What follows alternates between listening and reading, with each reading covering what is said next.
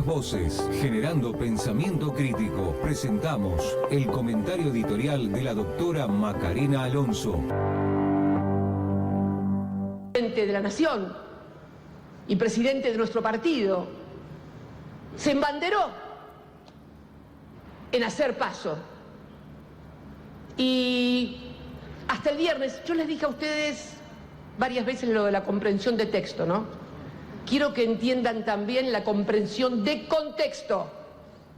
Hay comprensión de texto cuando uno lee y hay comprensión de contexto cuando uno mira la sociedad y el momento político en el que está. Bien. Digo, no vas a poder traerlo, Sergio. Y ahí empezó, porque vos sos medio fullero, che. Porque cada cosa que le digo, te apuesto esto, te apuesto lo otro, te apuesto un costillar, te apuesto esto. Bueno, no importa, hay gente que apuesta. Y está bien apostar. Porque para ganar también hay que apostar, siempre, ¿no?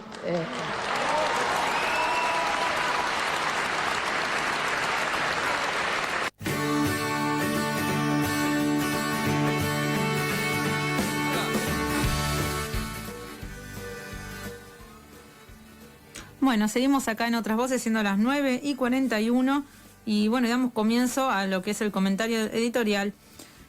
Bueno, estamos escuchando varios temas del Piti porque, bueno, el 28 de junio de 1972 fue el cumpleaños, cumplió 51 años, Cristian Gabriel Álvarez, más conocido como el Piti.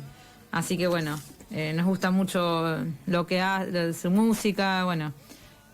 Ha pasado por momentos muy complicados, pero bueno, no, se lo banca y se lo quiere al Piti, así que bueno, vamos a estar escuchando sus temas de Viejas Locas, de Intoxicados, sus bandas más icónicas. Vamos a hablar un poco del contexto, ¿no? La editorial se va a tratar de los contextos. Escuchamos a Cristina Kirchner, nuestra presidenta de la Nación. En el acto, fue un acto realizado en la ex ESMA el 26 de junio de 2023, hace unos días, donde ella se presenta junto al ministro de Economía, Sergio Massa, precandidato a presidente por Unión por la Patria, ¿no? Donde lo que es un acto donde se presentó el avión SIGBAN PA-51, avión que fue utilizado durante la dictadura cívico-militar para los llamados vuelos de la muerte de la ESMA y fue recuperado por el Estado Nacional. Participaron del evento Mabel Carega y Cecilia de Vicenti, hijas de dos fundadoras de Madres de Plaza de Mayo, Tati Almeida, de Madre de Plaza de Mayo, de la línea fundadora, y el secretario de Derechos Humanos de la Nación, Horacio Pietragalia Corti. Más allá del acto, en lo que fue, la recuperación de ese avión y lo que significó una etapa muy lamentable, muy triste en nuestra historia, uno miraba eso y pensaba en lo que pasó, la verdad que para seguir teniendo presente la lucha por los derechos humanos, que no se vuelvan a repetir, ¿no? Estas cosas que lamentablemente uno piensa que ya la democracia está fuera, que hay cuestiones que están fuera de discusión, pero parece que no, porque en Jujuy lo que está pasando es terrible y en muchos aspectos nos hace acordar a esa época, ¿no? Las detenciones arbitrarias, los allanamientos sin orden judicial, los autos que andan sin patente cazando gente, la represión, las detenciones arbitrarias sin abogado, detención de menores, de chicos discapacitados. La verdad que es terrible, ¿no?, lo que está pasando en Jujuy. Pero además de ese acto en relación a los derechos humanos, fue como la presentación de la precandidatura, fue como el aval que le dio Cristina a Massa, ¿no? En esto y habló, fue bastante controvertida la cuestión, porque Cristina lo que dio a entender es que el precandidato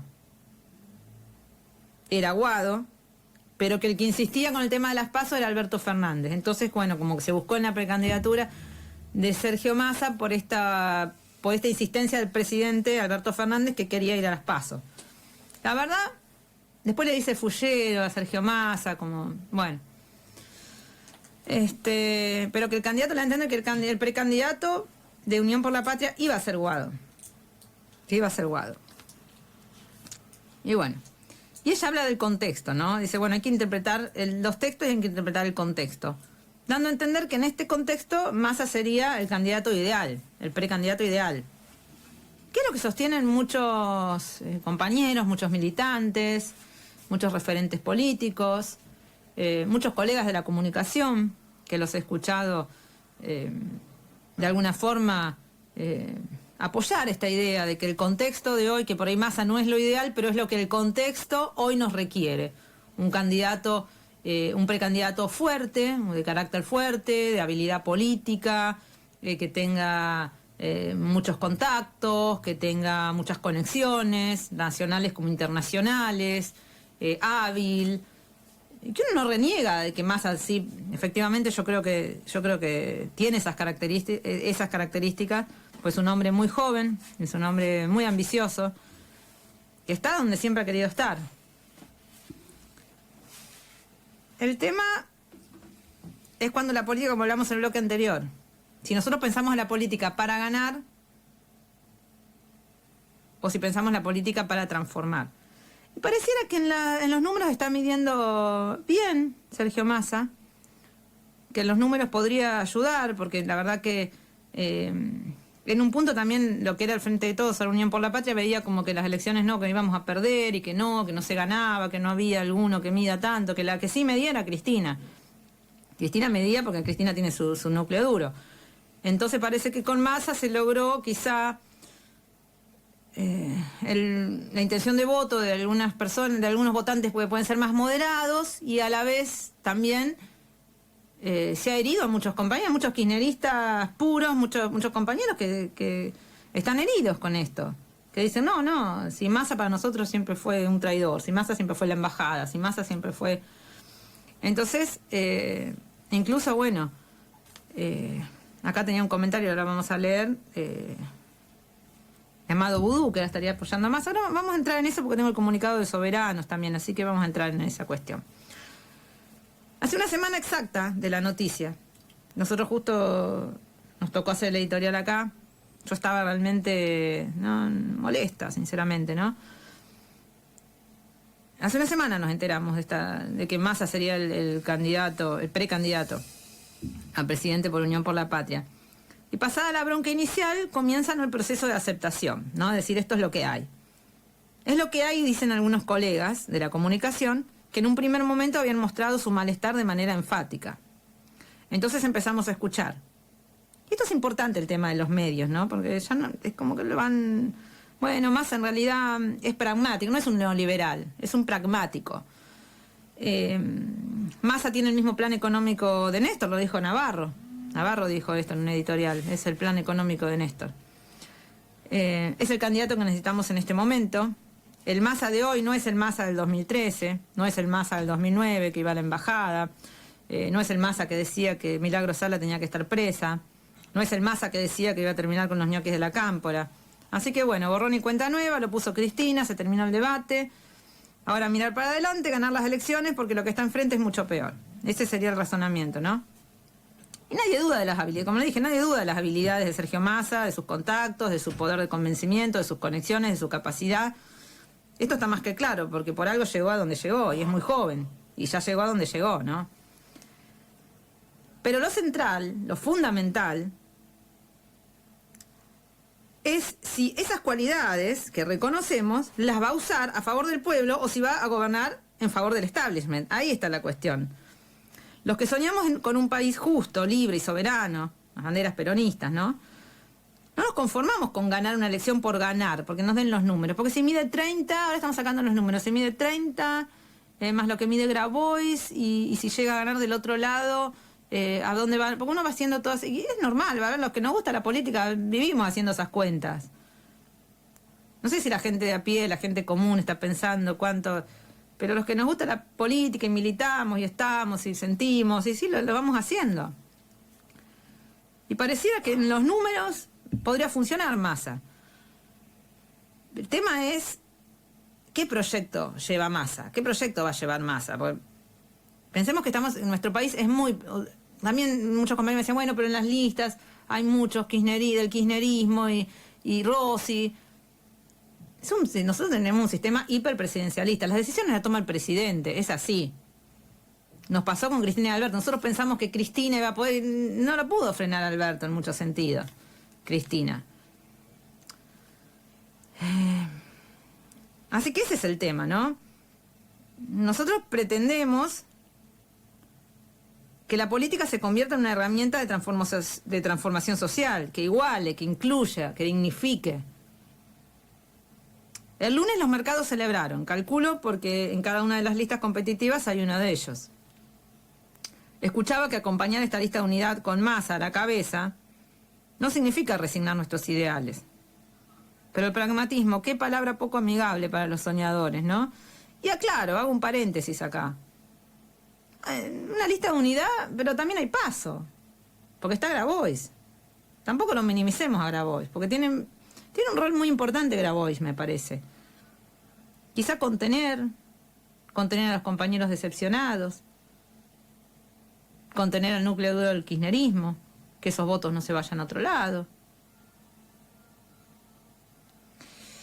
Es importante el rol de Grabois. Y que bueno, que se haya plantado y haya dicho, no, nosotros tenemos, hay otra visión de país, hay otro proyecto. Así que me parece interesante la precandidatura de Grabois. Por más que uno no esté de acuerdo en todo, o haya cosas que no comparta, o no comparta con la mayoría de las cosas, pero por lo menos está. Es lo que hay. Es lo que es el contexto. Miren, en los 90, el peronismo, de la mano de Carlos Menem, viró hacia el neoliberalismo. Y muy pocos fueron los que se enfrentaron a ese ayornamiento, que estaba fundado... Bueno, muy pocos dijeron, no, vamos a hacer... fueron muy pocos los que... Moyano, había... muy pocos dijeron, nosotros no estamos a favor de las políticas menemistas. Casi todos los gobernadores, todos con Menem. ¿Por qué? Y Menem está haciendo... Menem fue neoliberal. Aplicó neoliberalismo, aplicó políticas neoliberales. Con el sello del peronismo. Pues lo hizo en nombre del peronismo. Por eso yo, cuando mi abuela me hablaba de Perón, yo decía... Yo no era peronista, yo era de izquierda, yo no era peronista. Porque digo, mi imagen de Perón, más allá de lo que había leído, era Menem. Era lo que estaba haciendo Menem. Era el tipo que dejó sin trabajo a los papás de mis compañeras, por ejemplo. Eso era Menem para mí, eso era el peronismo para mí en aquel entonces, porque era lo que yo veía, lo que tenía próximo. Entonces, en ese momento, muchos justificaban ese vuelco neoliberal del peronismo, lo justificaban con que ese era el contexto del momento. Los 90, recuerden, la caída del muro de Berlín, la disolución de la Unión Soviética. Era como que todo, el fin de la historia, decía este doctor Fukuyama, ¿no? Que era el fin de la historia, ya está, había triunfado el capitalismo, había triunfado Occidente. Era el pensamiento único. Yo me acuerdo que iba al colegio y nos decían eso, que el comunismo era lo peor y que, bueno, que esto era, que había que estar en la globalización, se lo veía como algo positivo, la flexibilización laboral que era algo positivo. Me acuerdo cuando ahí fue que empecé a pensar en ser abogada laboralista, porque me acuerdo que habíamos hecho un trabajo práctico sobre la flexibilización laboral y yo ya me daba cuenta que eso no funcionaba. Pero en la escuela nos decían que sí, porque era el contexto, era lo que nos mostraban en ese momento, ¿no? Que eso funcionaba, que eso era el futuro, que eso era el progreso. Y sabemos cómo terminó. Cómo terminaron las relaciones carnales con el FMI, las privatizaciones, el desmantelamiento del Estado, la desocupación, la caída de la industria, la crisis social. No estoy diciendo que Massa sea Menem, porque yo creo que los contextos y las personas y los momentos históricos nunca se repiten igual. No estoy diciendo que Massa es Menem. Estoy diciendo que el poner el ropaje del contexto, y bueno, entonces, pero esto todo se justifica, no siempre es beneficioso para el pueblo. Eso es lo que quiero decir. No siempre con eso se toman medidas favorables para el pueblo. Con Massa seguramente se puede ganar la elección, sí. ¿Que es un candidato que puede ganar la elección? Sí. ¿Que los números le dan? Sí. El tema es a favor de quién va a gobernar. Si va a gobernar para el pueblo o va a gobernar para los mercados? Eso es lo dejo como un interrogante. Yo tampoco tengo la verdad revelada, lo digo como un interrogante. Es lo que a uno le inquieta. Y lo que está enfrente es un verdadero horror, eso no lo cuestionamos. Me dice, no, pero mira lo que está enfrente. Es un horror lo que está enfrente, la verdad que sí, por donde lo mires. Es horroroso, es horrendo. Es patético. ¿Es para tener miedo? Sí, la verdad que sí. Lo estamos viendo en Jujuy. Y lo dicen claramente. La oposición dice claramente cuál es el modelo. Ajuste, ajustazo, reforma laboral, palo, si no te gusta, marche preso. El problema ahora lo vamos a escuchar durante el programa. Bullrich dice ajuste rápido, conciso, vamos hacia todo más rápido, todo un cambio más radical. Y Larreta supuestamente es más conciliador, pero a la vez también dice que quiere terminar con el kirchnerismo y a la vez también lo tiene a Morales, con lo que está haciendo lo premió con la vicepresidencia, con la precandidatura a vicepresidente. Entonces la verdad que, y bueno, y Milei, que parece que consiguió los dólares para dolarizar, que ahora no tiene tantos votos, tanta intención de voto como se lo mostraba en un momento, que era el que canalizaba la rebeldía. Eso es lo que hay. Y mientras tanto, los que fueron leyendo los resultados de las elecciones provinciales se habrán dado cuenta que el pueblo está diciendo algo con el alto nivel de ausentismo. Lo que está enfrente es peor, es cierto, pero no alcanza. En Jujuy no hay Estado de Derecho, están pasando cosas que no pasaban desde la dictadura. Allanaron la casa de Milagro Sala, donde su marido pasa sus últimos días porque está atravesando una enfermedad terminal. O sea, allanaron la vivienda de Milagro con el marido, que estaba internado, y lo mandaron a la casa para que pase sus días con su familia porque ya está en estado terminal. Está muy grave el marido de Milagro Sala. Y vieron los videos, la verdad que es algo tristísimo, cómo le allanan la casa con el señor ahí acostado. Enfermo, gravemente enfermo. Se murió un hijo de Milagro. Ella está mal de salud. Hace 7 años que está presa Milagro Sala. Injustamente. Entonces Gerardo Morales es el compañero de fórmula de la supuesta paloma de Juntos por el Cambio, porque supuestamente es la paloma, Larreta, demostrando que son todos acá no voy a leer porque no quiero decir malas palabras al aire, pero que son la misma, ustedes completen. Y Sergio Massa, todo esto ni siquiera un tuit sobre Jujuy, absoluto silencio, nada, no dijo nada. Quizás eso sea parte del pragmatismo, que ahora es nuestro nuevo paradigma político, ser pragmático. Ser pragmático quizá implica eso, hacer silencio respecto de lo que pasa en Jujuy. Hay algo de cierto en todo esto, ¿no? Todo esto es lo que es. Es verdad, uno no puede... Es la realidad, es lo que hay. El panorama es esto, quedó así. Es lo que tenemos. Y también es cierto, como yo dije, muchos comunicadores, muchas personas, muchas buenas personas. Justo me mandaron un mensaje sobre Amado Vudú, si sabía por qué Amado Vudú había tomado esta decisión de apoyar a Massa, porque fuera que Soberanos, ahora lo vamos a ampliar eso, fuera que la agrupación Soberanos repudia la candidatura de Sergio Massa, Amado Vudú está acompañando. Y de hecho va a ayudarlo a negociar con el FMI. Y uno lo puede ver como algo bueno, pero si está Vudú, quizá sea la señal de un ayornamiento, de que Massa no es el Massa que era antes. O uno puede decir, pero ¿por qué Vudú hizo esto? La verdad, son los tiempos que nos tocan. Es lo que es.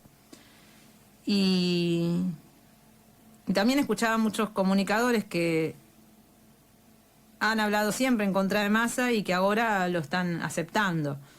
Y que justamente se necesita muchas veces de los buenos, de la gente buena que avale todo esto para que las cosas se puedan ser, ¿no?